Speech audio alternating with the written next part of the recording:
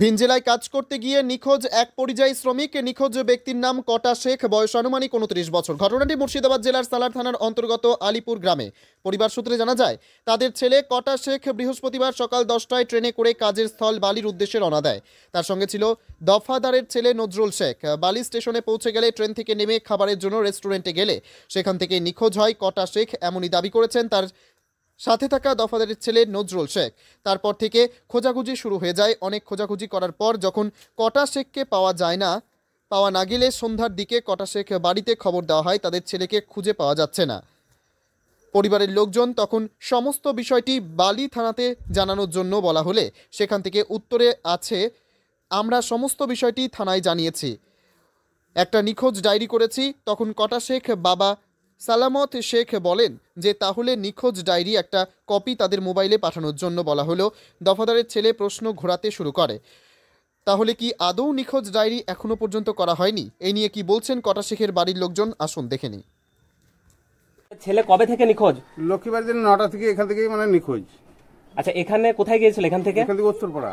কি করতে গেছিল? উত্তরপাড়া মাটি কাটা কাজ করতে ভাটায়। কাদের সঙ্গে গিয়েছিল? ইসমাইল বলতে? ইসমাইল দফাদার। আচ্ছা, ওর সঙ্গে শুধু ইসমাইল ছিল না, অন্য আরো ছিল? ছিল সব।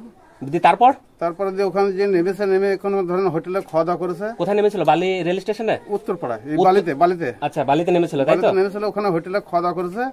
খাওয়া দাওয়া করার পর কিন্তু ওকে সাথে করে নিয়ে যেতে এখন ওর সাত ছাড়া হয়ে যাচ্ছে। আচ্ছা, কখন আপনি জানতে পারলেন? আমি জানতে পেরেছি মোটামুটি ধরেন সন্ধ্যার দিকে। ওখান থেকে আপনাকে কে খবর দিয়েছিল? ওই দফাদারই খবর দিয়েছিল। আচ্ছা, তাহলে ওখানে মানে যাদের সঙ্গে আপনার ছেলে গিয়েছিল কাজের জন্য, তারা ওখানে স্থানীয় থানায় অভিযোগ দায়ের করেনি বা নিখোঁজ অভিযোগ? আমি বলেছিলাম অভিযোগ করছি, তারা বলেছে হ্যাঁ করেছি। তা আজ পর্যন্ত ধরুন অভিযোগ করেছি, কিন্তু কাগজ চেয়েছি আমি, কিন্তু কোনো কাগজ পাইনি, ডকুমেন্ট কিছু পাইনি। ওখানে থানায় গিয়েছিল, থানা কোনো কাগজপাতি দেয়নি। তাহলে আপনি কি মনে করছেন যে অভিযোগ করেনি এরকম? আমার সেটাই সন্দেহ আছে। কেন অভিযোগ না করার কারণটা কি? এবার তো কোনো ডকুমেন্ট তো কিছু দেয়নি। আচ্ছা, আপনি কে হচ্ছেন? আমি বাবা, ছেলের বাবা। কি নাম আপনার? আমার নাম সালামত।